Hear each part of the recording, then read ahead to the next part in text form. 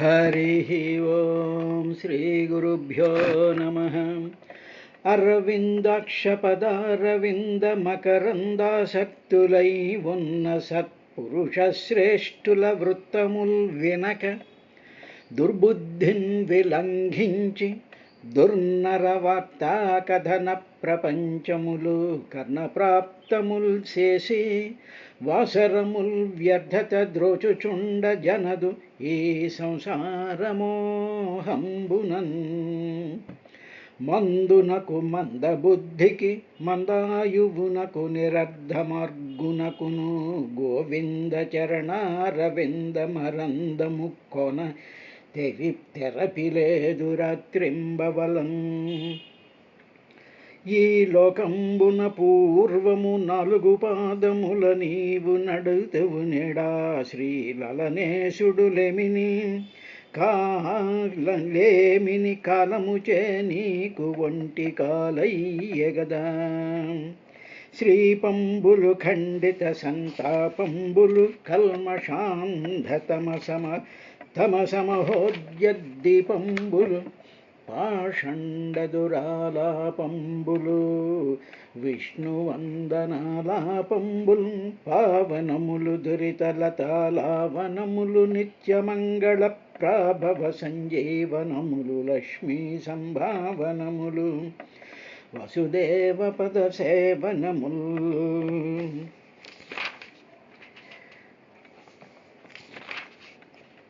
చూడుడు నా కళ్యాణము పాడుడు గోవిందు మీది పాటలు దయతో ఆడుడు హరిభక్తుల కథలు ఏడహములలోన ముక్తికే గగనిచటం. అమ్మా నిను చూచిన నరు బొమ్మాయని ముక్తి కడగు పుత్తువట కృపం లెమ్మా నీ రూపముతో రమ్మా నాకెదుర గంగ రమ్యతరంగా. హరిమయము విశ్వమంతయు హరి విశ్వమయుండు సంశయము పనిలేదు. ఆ హరిమయము కాని ద్రవ్యము పరమాణువు లేదు వంశపావన వింటే. కలలోన జీవుండు కౌతూహలంబున పెక్కు దేహంబుల పేరు వడసి ఇంద్రియంబుల వెంట ఎల్ల వృత్తంబులు నిక్షించి మరి తన్ను నెరుగుకరణి అఖిలాంతరాత్మకుడగు పరమేశ్వరుడు అఖిల జంతుల హృదయముల నుండి బుద్ధి వృత్తుల నెల్ల బోధియై వీక్షించు బంధబధుడుగాడు ప్రాభవమున సత్యుడానంద బహుళ విజ్ఞానమూర్తి అతని సేవింపనగుగాక. అన్యసేవ కలుగనేరవు కైవల్య గౌరవములు పాయదన్నడు సంసార బంధమధిప. హరి ఓం శ్రీ గురుభ్యో నమః. ఓ విదుర, కపిల మహర్షి తల్లి అయినటువంటి దేవహూతికి మరణం అంటే ఏమిటి, జన్మం అంటే ఏమిటి అనేటువంటి 2 రకాలైనటువంటి డెఫినిషన్లు అది జాగ్రత్తగా మనం ఫాలో అయితే అసలు మనకి దాంట్లో ఉండేటువంటి రహస్యం ఏమిటో తెలుస్తుంది. ఒకటి స్థూల దేహము అంటే మామూలుగా పదార్థంతో కూడుకున్నటువంటి దేహము. తర్వాత అనుభవాలు, ఆలోచనలు, వాసనలు, ప్రేమలు, తర్వాత ఆర్ద్రతలు, ఈ కళాస్వరూపమైనటువంటివి ఏమి తీసుకున్నా సరే అవన్నీ కూడా ఒక ఎనర్జీ లాగా ఒక సూక్ష్మ రూపంలో ఉండేటువంటి ఒకానొక ఫీల్డ్ కింద ఒకానొక క్షేత్రం కింద అవి మనస్సు అంటే బ్రెయిన్లో ఉంటాయి. సరే, అంటే బ్రెయిన్ అనేటువంటిది మ్యాటర్. ఆ మ్యాటర్లో ఉండేటువంటి సెంటర్స్లో ఈ స్మృతులు ఇవన్నీ దాంట్లో ఉంటాయి. ఉండి అవి ప్రొవోకేట్ అయినప్పుడు, అవి ఇన్స్టిగేట్ అయినప్పుడు అప్పుడు బ్రెయిన్ ద్వారా శరీరానికి ఇన్స్ట్రక్షన్స్ ఇచ్చి శరీరం పనిచేస్తూ ఉంటుంది. ఇప్పుడు అక్కడ ఉండేటువంటి వాసనలు, అనుభవాలు, ఆలోచనలు, సుఖదుఖాల యొక్క ఇవే పాపపుణ్యాలు, ఈ ఫలితాలు ఇవన్నీ ఉండేటువంటి ఆ టోటల్ మధ్యలో జీవుడు ఉంటాడు. ఆ జీవుడు ఏం చేస్తూ ఉంటాడు అంటే తను జ్ఞానస్వరూపుడు అన్న సంగతి మర్చిపోయి ఈ స్మృతులతోనూ ఈ వాసనలతోనూ వీటిలతోనూ ఈ ఉపాధి అయినటువంటి శరీరం ద్వారా తాను సుఖదుఖాలు అనుభవిస్తూ ఉంటాడు. ఇటువంటి దానిని లింగదేహము అంటారు. దేహం అంటే which occupy some space, all this occupy some space కాబట్టి అటువంటి లింగదేహం ఉంటుంది. అది ఈ లింగదేహం ఎప్పుడైతే ఇది వెళ్ళిపోతుందో అప్పుడు ఈ శరీరం పడిపోయినప్పుడు, ఈ స్థూలదేహం పడిపోయినప్పుడు జీవుడిలో ఉండేటువంటి ప్రాణశక్తి ఆ జీవుడి చుట్టూ ఆవరించుకున్నటువంటి ఈ వాసనలు, ఈ రకరకాలైనటువంటి అనుభవాలు, ఆలోచనలు, కోరికలు, ఈ మొత్తం గందరగోళంతో సహా అది బయటికి శరీరంలో నుంచి వచ్చి లోక మనోవ్రజం, ఒక లోకం నుంచి ఒక లోకానికి ప్రయాణం చేస్తూ ఉంటుంది. మళ్ళీ వాడు శరీరానికి వచ్చినప్పుడు అవిరతం, ఇంకా నిరంతరము కూడా పుమాన్ పురుషుడు ఈ దేహాన్ని ధరించి మళ్ళీ కర్మలు చేస్తూ ఉంటాడు. మళ్ళీ ఇవన్నీ ఇలాగ చెత్త పెరిగిపోతూ ఉంటుంది. ఇలా ఉండేటువంటి ఈ స్థితి ఈ జీవుడికి మోక్షం వచ్చే వరకు, అంటే జీవుడి చుట్టూ ఆవరించుకున్నటువంటి ఈ సమస్తము కూడా ఎప్పుడైతే అది పూర్తిగా భగ్నమైపోతుందో అప్పుడు జీవుడు మిలమిలా మెరిసేటువంటి ఒక దివ్య జ్యోతి స్వరూపంలాగా బయటకు వెళ్ళిపోయే అంతవరకు కూడా వీడు ఈ విధమైనటువంటి స్థితిలో తిరుగుతూ ఉంటాడు అని చెప్పిన తర్వాత, ఇప్పుడు ఆ జీవుడు ఈ జ్ఞాపకాలతోనూ ఈ లింగ శరీరంతోనూ స్థూల శరీరంతో కలిపి ఈ రెండు కలిసి పని చేస్తూ ఉన్నప్పుడు దానిని జన్మ అంటారు. అవి ఎప్పుడైతే ఈ స్థూల శరీరం జీవుడు చెప్పినటువంటి దానికి నిరోధం చేస్తుందో దాన్ని మరణము అంటారు. మామూలుగా దీన్ని ప్రళయం అంటారు. ఉదాహరణకి రాత్రి పడుకున్నాం అనుకోండి, పడుకున్నప్పుడు ఏమవుతుంది, ఆ లింగ శరీరము కూడా సుప్తంగా ఉంటుంది, భౌతికమైన శరీరం కూడా సుప్తంగా ఉంటుంది. దానిని ఏమిటంటారంటే నిత్య ప్రళయము అంటారు. అప్పుడు ఈ బ్రెయిన్లో ఏ యాక్టివిటీ ఉన్నా, ఒకవేళ బ్రెయిన్లో ఏదైనా ఉండే దోమ కుట్టింది అనుకోండి, దోమ కుట్టిన వెంటనే శరీరం నుంచి ఒక సిగ్నల్ వెళ్ళగానే అప్పుడు ఏం చేస్తుంది బ్రెయిన్, దాన్ని కొట్టుకో ఉంటుంది. ఈ స్పృహ మనకు ఉండదు. ఇలాగా స్పృహ లేనటువంటి స్థితిలో ఉండి ఒకదానికొకటి నిరోధం చేసేటువంటి స్థితిలో కూడా మానవుడి యొక్క దేహం ఉంటుంది. ఇది పూర్తిగా ఎప్పుడైతే కట్ అయిపోతుందో అప్పుడు దాన్ని మరణం అంటారు. ఎప్పుడైతే మళ్ళీ ఈ మానవుడు పొద్దున్నే మేల్కొని ఉంటాడో దాన్నే అహం మానాత్ ద్రవ్య దర్శనం ఉత్పత్తి అని చెప్పాడు. అహం మానాత్, పొద్దున్న లేవగానే నేను లేచాను అని ఎప్పుడైతే నేను లేచాను అంటే, నేను అంటే నా శరీరం లేచింది, నా మనసు లేచింది, నా కళ్ళు లేచే, అన్నీ కూడా నేను చేస్తున్నాను అనేటువంటి అభిమానము, తనకి సంబంధించినటువంటి మానము, కొలత, అంటే నా పేరు ఇది, నేను నిద్ర లేచాను, నేను ఇలా పడుకున్నాను, నా కాళ్ళు, నా చేతులు అని వాటి కొలతలతో పెట్టేసుకుని అప్పుడు ద్రవ్య దర్శనం, అప్పుడు కనిపిస్తాయిగా ద్రవ్యాలన్నీ, పేస్ట్ కనిపిస్తుంది, పండ్లు కనిపిస్తుంది, కాఫీ కనిపిస్తుంది, ఇల్లు కనిపిస్తుంది, ఇవన్నీ దైవ్య దర్శనం. అలాగే ఉత్పత్తి, దాన్ని పుట్టుక అంటారు. అంటే ఏమిటని జరుగుతుందన్నమాట, ప్రతిరోజు మానవుడు మరణిస్తూ ఉంటాడు, ప్రతిరోజు మానవుడు పుడుతూ ఉంటాడు. ఈ జనన మరణాల సైకిల్ ఒకేసారి ఫైనల్గా ఒక బ్రేకప్ పాయింట్కి వచ్చేటప్పటికి పంచత్వం అక్కడికి అయిపోతుందమ్మా అని చెప్పిన తరువాత 46వ శ్లోకంలో ఇంకా దీన్ని కొంచెం విశదీకరిస్తూ యథ అక్ష్ణో అవయవ దర్శన అయోగ్యత యదా తదైవ చక్షుషోః ద్రష్టృత్వాయోగ్యతానయోః. అమ్మా, ఇప్పుడు కన్ను ఉందనుకో, కంటిలో ఒక దోషం వచ్చిందనుకో, దోషం వచ్చేటప్పటికి అప్పుడేం చెబుతుంది, రూపాన్ని గ్రహించేటువంటి శక్తి కన్నుకో కోల్పోతుంది. ఎప్పుడైతే ఆ కోల్పోతుందో లోపలుండేటువంటి ఇంద్రియంకి చూసేటువంటి శక్తి ఇంద్రియానికి నశిస్తుంది.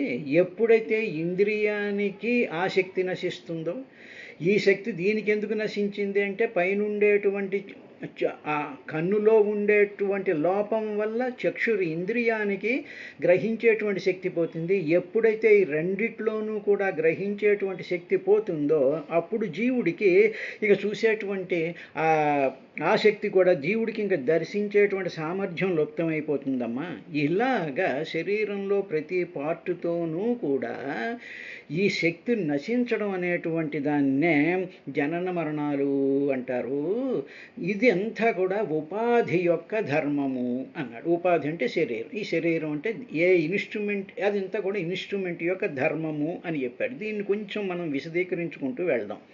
యథా, ఏ విధంగా అయితే అక్ష్ణోహో కన్నులకు, యదా ఏ కాలమంది అయితే ద్రవ్య అవయవ దర్శన అయోగ్యత, ద్రవ్య అంటే పదార్థాలని దర్శన చూసేటువంటి అయోగ్యత సామర్థ్యం పోతుందో అన్నాడు. అంటే ఉదాహరణకి ఓ బ్యాటరీ ఉందనుకోండి, ఓ సెల్ ఉంది, పాజిటివ్ నెగిటివ్ కలిపి మనం ఒక వైర్తో కనెక్ట్ చేసాం అనుకోండి. అంటే పాజిటివ్ నుంచి నెగిటివ్కి ఒక వైర్ కనెక్ట్ చేసాం. ఇప్పుడు ఈ వైర్లో, కనెక్ట్ చేసినటువంటి వైర్లో కొంచెం డిఫెక్ట్ ఉందనుకోండి, దానికి ఏదో తుప్పు పట్టిందో, లేకపోతే మధ్యలో బ్రేక్ అయిందో, లేకపోతే దాని చుట్టూనేమో ఏదో రస్టో ఏదో పట్టినప్పుడు కరెంటు ఫ్లో అవ్వదు. కానీ బ్యాటరీలో కరెంట్ ఉంది, వోల్టేజ్ ఉంది బ్యాటరీలో, కానీ ఈ డిఫెక్ట్ ఎక్కడుంది అంటే ఈ రెండింటినీ కనెక్ట్ చేస్తున్నటువంటి వైర్లో కొంత లోపం ఉంది. అంటే ఇక్కడ రెండు ఉన్నాయి, బ్యాటరీ ఉంది, బ్యాటరీ నుంచి కనెక్ట్ చేసేటువంటి ఒక వైర్ ఉంది, వైర్లో డిఫెక్ట్ వచ్చింది. ఈ డిఫెక్ట్ దేనివల్ల వచ్చింది? వైర్లో ఉండేటువంటి ఎక్స్పైరీ డేట్ వల్ల వచ్చింది. ఇప్పుడు దీనినే అదే చెప్తున్నాడు. యథ అక్ష్ణోహో కన్నులలో, ఇప్పుడు కన్ను ఉంది, కన్నులో మనకేమిటి, తెల్లగుడ్డు నల్లగుడ్డు లోపల ఇంకొకటి ఉంటుంది. ఇప్పుడు ఇది కన్నంతా కూడా పదార్థమే కదా, అందుకొని పదార్థంతో తయారు చేయబడిందిగా. ఇప్పుడు ఆ పదార్థంలో కొంచెం లోపం వచ్చిందనుకోండి, ఆ పదార్థం డీజనరేట్ అయిందనుకోండి, ఏదో కొంచెం దోషం వచ్చిందనుకోండి, ఏదో సంథింగ్ హ్యాపెండ్ టు ది కన్ను. ఇప్పుడు ఎప్పుడైతే ఈ దోషం వచ్చిందో ఇంద్రియము, ఇక్కడ ఇంద్రియము అనేటువంటిది ఏంటంటే జాగ్రత్తగా మనం అర్థం చేసుకోవాలి. చూసేటువంటి శక్తిని ఇంద్రియము అంటారు. అంటే ఇక్కడ ఇందాకటి ఎగ్జాంపుల్లో బ్యాటరీ అన్నమాట, బ్యాటరీ ఇంద్రియము.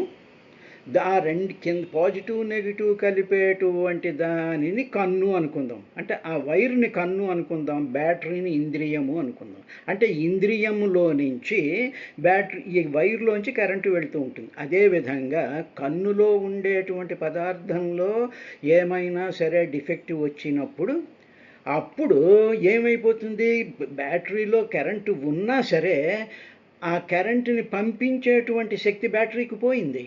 ఎందుకు?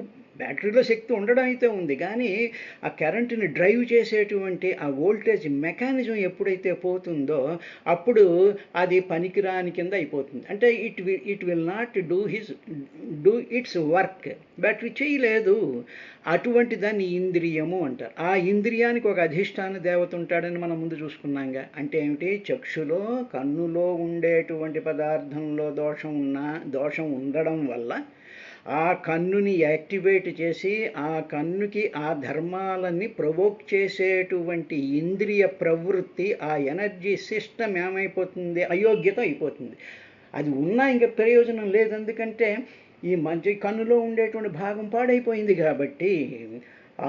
అప్పుడు ఎప్పుడైతే ఇంద్రియానికి ఆ శక్తి పోయిందో, కన్నుకి ఎలాగా పోయింది, దానివల్ల ఇంద్రియానికి దానికి ఎంత శక్తి ఉన్నా ఆ శక్తి పని చేయకుండా ఆగిపోవడం మూలంగా లోపల ఉండి ఆ రూపాన్ని అనుభవించేటువంటి జీవుడుకి దృష్టత్వ అయోగ్యత, ఆ జీవుడికి చూసేటువంటి అయోగ్యత వచ్చేస్తుంది.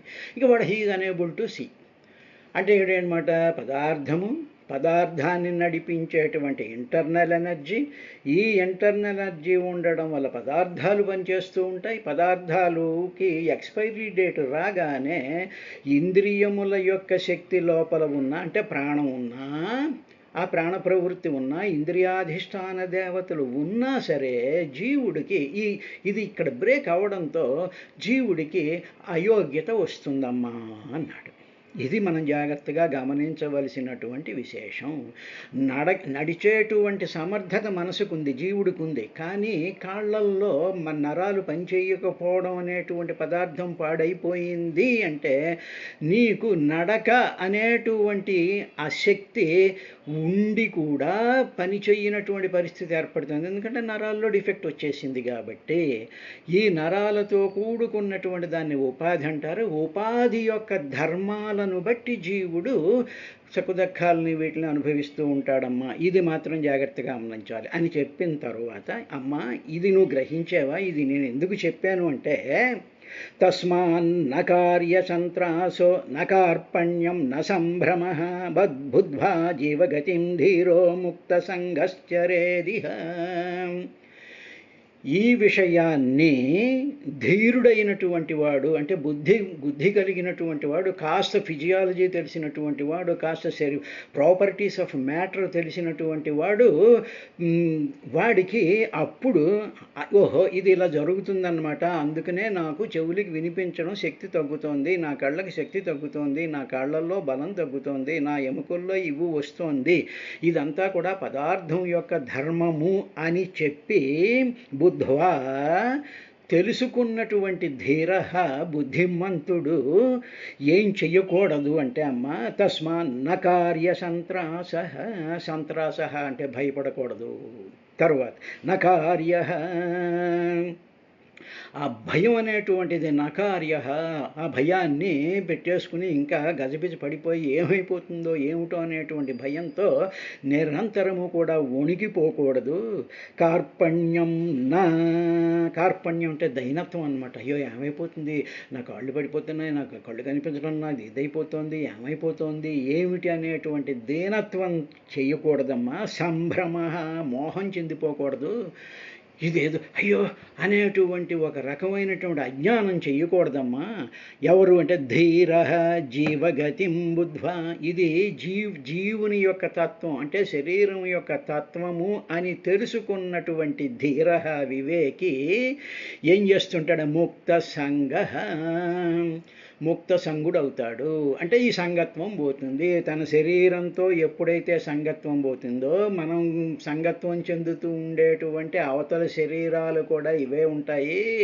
వాడు నడవలేడు, వాడు కూర్చోలేడు, ఏదో రకరకాలైనటువంటి వేషాలు వేసుకుని వచ్చి ముక్కుతో చీదుతూ ఇది చూస్తూ ఏవో కబుర్లు చెప్తూ ఏదో నానా గందరగోళం చేసి ఆకర్షణ చేస్తూ ఉండేటువంటి వాడు కూడా ఇటువంటి దౌర్భాగ్యమైనటువంటి స్థితిలోనే ఉంటాడు అనేటువంటి విషయం శరీరం యొక్క నీ తత్వం తెలిస్తే, అప్పుడు అవతల శరీరంలో ఉండేటువంటి లక్షణాలు నీకు అయినప్పుడు ముక్త సంగ, అప్పుడు నీకు వాడి మీద ఏమీ ఆసక్తి ఉండదు. ఆ మనుషుల మీద కానీ, ఆ వంతువుల మీద కానీ, ఆ జనం మీద కానీ, ఆ ప్రాణుల మీద కానీ ఆసక్తి ఉండదమ్మా. ఇహ అలాగ ఆసక్తి లేకుండా ఇహ ఈ సంసారంలో చరేతు ధీర, ఈ సంసారంలో ఆ విధంగా చరించాలి, నడవాలమ్మా అని చెప్పి 47వ శ్లోకంలో చెప్పినటువంటి విశేషాన్నే మనకి భగవద్గీత సాంఖ్యయోగంలో చాలా అద్భుతమైనటువంటి ఇవే విషయాల్ని కొంచెం మార్పుతో భగవంతుడు అర్జునుడికి చెప్తూ, మాత్రా స్పర్శాస్తు కౌంతేయ శీతోష్ణ సుఖ దుఃఖదాః ఆగమాపాయినో నిత్యాస్తాం తితిక్షస్వ భారత. స్థితిక్ష స్వభారత, ఓర్పు కలిగి ఉండు, దాన్ని అర్థం చేసుకో. చెప్పిన తర్వాత ఇంకా ఏమన్నాడంటే, ఇది ఈ శరీరం ఉంది చూసావా, ఇది ఏమిటంటే దేహినోస్మిన్ యథా దేహే కౌమారం యవనంజర తథా దేహాంతర ప్రాప్తి ధీరస్తత్ర న ముహ్యతి. దేహినోస్మిన్ యథా దేహం, ఈ దేహి శరీరంలో ఉండేటువంటి దేహం అనేటువంటిది కౌమారం యవ్వనం జర తథా దేహాంతర ప్రాప్తి, తర్వాత దేహం మారిపోతూ ఉంటుంది అని చెప్పి తెలుసుకున్నటువంటి, అంటే ది ప్రాపర్టీ ఆఫ్ యువర్ ఉపాధి, నీ శరీరం యొక్క ధర్మాన్ని నువ్వు తలుచుకుని ఉన్నప్పుడు బుద్ధిమంతుడు, కాస్త కొంచెం కామన్ సెన్స్ ఉన్నటువంటి వాడు ధీర తత్ర నముహ్యతి, వాడు బాధపడడమ్మా, వాడు కంగారు పడిపోడు, మోహం పడిపోడు అనేటువంటి భగవద్గీత విషయాన్నే తస్మాన్ నకార్య సంత్రాసో నకార్పణ్యం న సంభ్రమ బుద్ధ్వా జీవగతిం ధీరో ముక్త సంగశ్చరేదిహ. ఈ సంసారంలో వాడికి ఏ విధమైనటువంటిది ఉండదమ్మా. అని జీవితంలో ఏ విధంగా మానవుడు ప్రవర్తించాలి అనేటువంటి విషయాన్ని ఒక క్లారిటీ ఇస్తూ, దేహం అనిత్యం, దేహం మార్పులు చెందుతూ ఉంటుంది, ఈ దేహం ఒక సాధనము, ఇది కర్మలు చేస్తూనే ఉంటుంది, ఈ దేహంలో ఉండేటువంటి ఇంద్రియాలు చూస్తూ ఉండేటువంటి ప్రపంచంలో వ్యక్తులతోనూ రకరకాలైనటువంటి పదార్థాలతోనూ మోహం పెట్టుకుని సంగత్వం కలుగుని రకరకాలైనటువంటి ఆలోచనలతో లింగ శరీరాన్ని పెంచుకుంటూ అది ప్రేమని మరొకటని ఈ విధంగా చెడిసిపోతూ మాయలో పడిపోతూ ఉండేటువంటి సందర్భంలో ఎప్పుడైతే ఈ దేహంలో అయోగ్యతలు వస్తాయో, ఈ కళ్ళు చెవులు మొత్తం ఇంద్రియాల్లో పటుత్వం పోతుందో, అప్పుడు వీడు కంగారు పడిపోతూ ఉంటాడు, భయపడిపోతూ ఉంటాడు, మోహం పడిపోతూ ఉంటాడు, బుద్ధంతా పోతూ ఉంటుంది. కానీ ఇది శారీరకమైనటువంటి ధర్మము.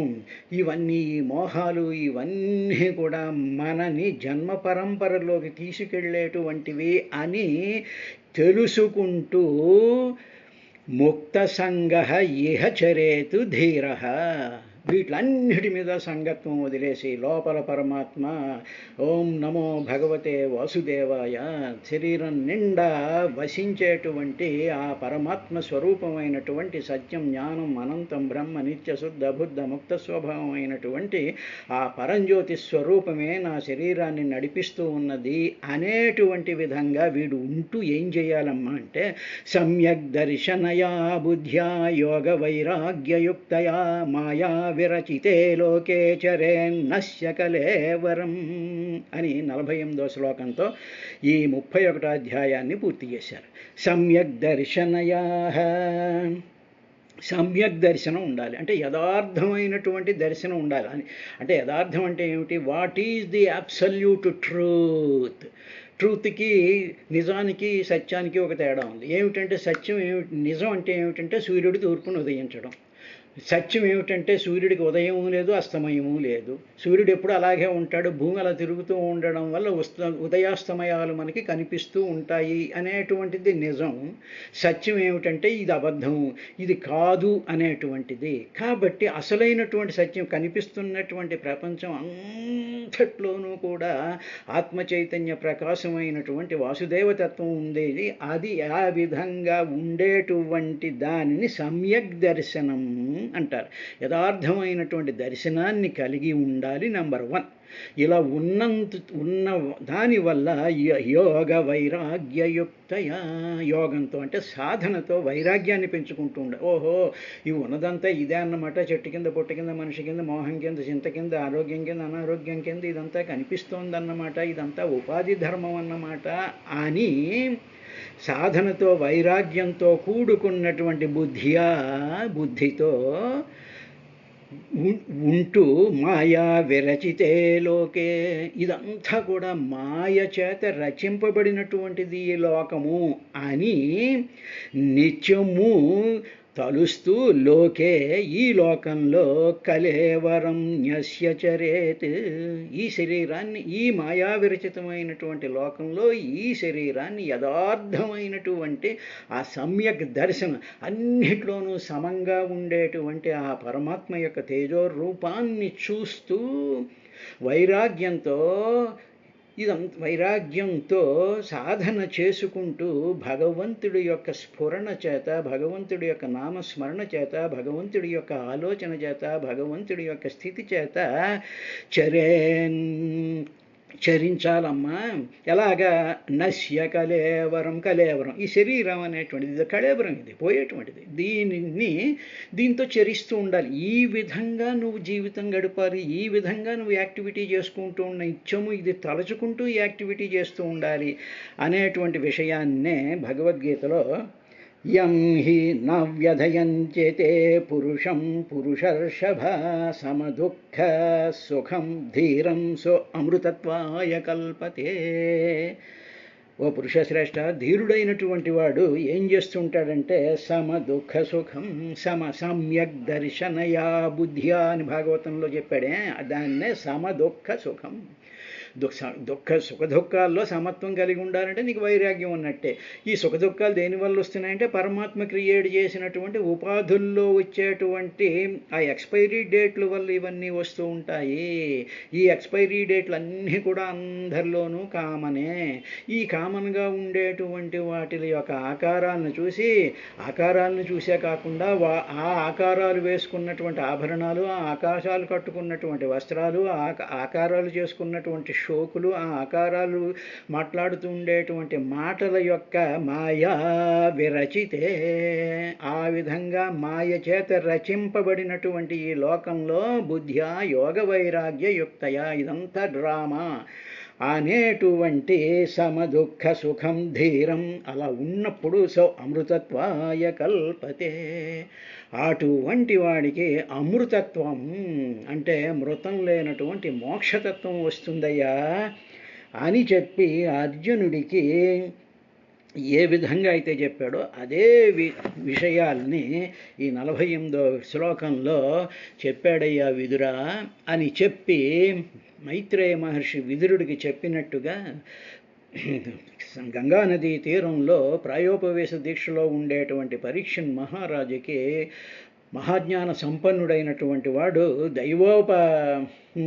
దైవం యొక్క స్థితిలో ఉండి నిరంతరము కూడా పరమాత్మ యొక్క జ్ఞానంలో మునిగిపోయి ఉన్నటువంటి సుఖబ్రహ్మ తన అనుభవసారాన్ని అంతటినీ కూడా భాగవత రూపంలో ఆ పరీక్షన్ మహారాజుకి, అంటే 7 రోజుల్లో మరణించేటువంటి పరీక్షన్ ప్రతి మనిషి 7 రోజుల్లోనే కదా పోతాడు, అంటే ఆ పరీక్షితుడు అంటే ప్రతి మానవుడికి కూడా అది చెప్పినట్టుగా నైమిషారణ్యంలో సూత మహర్షి సౌనికాది మహర్షులకి వివరించాడయ్యా అని చెప్పి ఈ 31వ అధ్యాయాన్ని